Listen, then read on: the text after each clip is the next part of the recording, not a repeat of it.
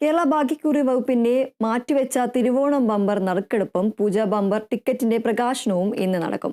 Thiruvananthapuram Gorky ഭവനിൽ നടക്കുന്ന ചടങ്ങിൽ ധനമന്ത്രി കെ.എൻ. ബാലഗോപാൽ തിരുവോണം ബമ്പർ നറുക്കെടുപ്പും പൂജാ ബമ്പർ പ്രകാശനവും നിർവഹിക്കും. തിരുവോണം ബമ്പർ ഭാഗ്യക്കുറിയുടെ 75 ലക്ഷം ടിക്കറ്റുകളാണ് ഈ വർഷം വിറ്റഴിച്ചത്. പാലക്കാട് ജില്ലയിലാണ് ഏറ്റവും കൂടുതൽ വിൽപ്പന നടന്നത്. 14,07,100 ടിക്കറ്റുകൾ വിറ്റഴിച്ചപ്പോൾ 9,37,400 ടിക്കറ്റുകൾ വിറ്റ തൃശൂരാണ് രണ്ടാമത്. മൂന്നാം സ്ഥാനത്തുള്ള തിരുവനന്തപുരത്ത് 8,75,900 ടിക്കറ്റുകളും ഏജൻസികൾ വഴി വിൽപ്പന നടന്നു. ഒന്നാം സമ്മാനമായി 25 കോടി രൂപയാണ് ഓണം ബമ്പർ ഭാഗ്യക്കുറിയുടെ നറുക്കെടുപ്പിലൂടെ ലഭിക്കുന്നത്.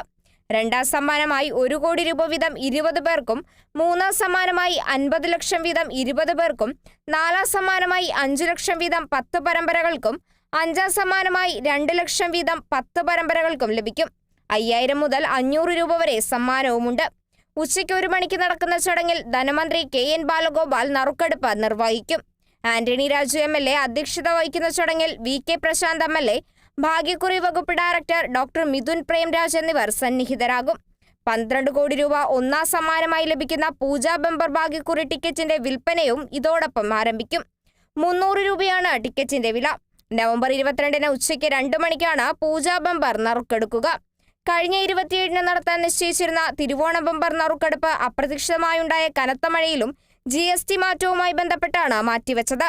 Kerala Vision News, Thiruvananthapuram.